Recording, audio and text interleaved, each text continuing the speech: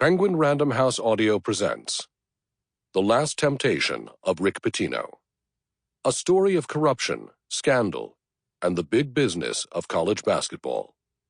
By Michael Sokolove. Read for you by Joshua Kane.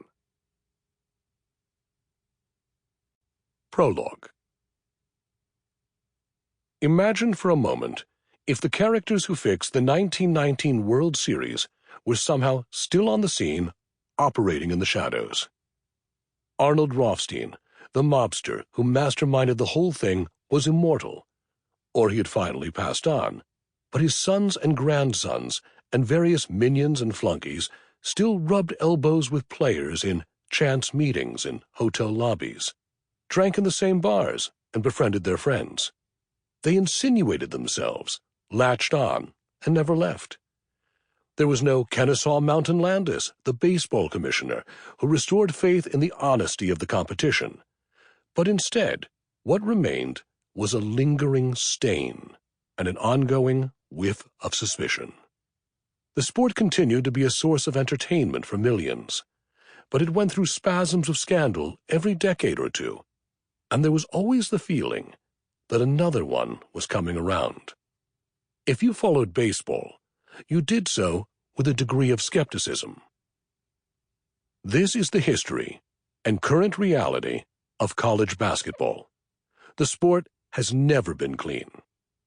It is an intimate game played on a small space with just 5 players aside, and it breeds relationships of all kinds, including unsavory ones.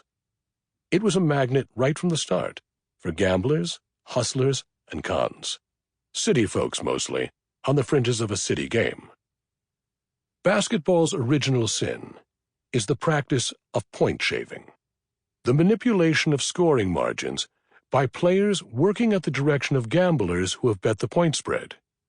The way it works is that competitors on a team favored to win, say, by 11 points, ease up enough to make sure they prevail by just 8.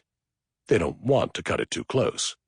They can still win the game while the Sharpies collect on their bets.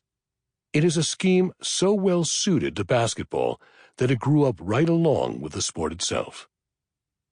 Point shaving is said to date at least as far back as the pre-NBA Boston Celtics in the 1920s, just 3 decades after James Naismith nailed peach baskets to the walls of the gym at the Springfield, Massachusetts YMCA. And episodes of it have toppled major college programs and ended or curtailed the careers of some of the game's greatest players. The most famous of them was Connie Hawkins, an electric, high-flying player who was considered the Julius Erving or Michael Jordan of his day, but who lost his college career in the early 1960s and was banned by the NBA until he was 27 years old. There have been periodic outbreaks in the decades since, with prosecutions of gamblers and players connected to betting schemes at Boston College 1978, Tulane 1985, and Arizona State 1994. There is no reason to believe that point shaving does not still endure somewhere within the college basketball system. On September 26, 2017, just days before practices for a new season were to begin, college basketball experienced its biggest jolt since a coast-to-coast wave of point shaving nearly brought the whole sport down more than half a century ago.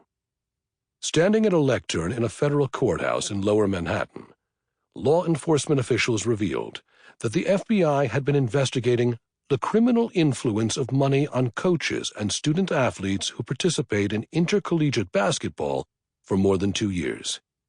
The FBI had used its customary methods: wiretaps, hidden cameras, and criminal suspects flipped and turned into informants to explore the sport's murky depths down into layers that insiders would not want anyone to see.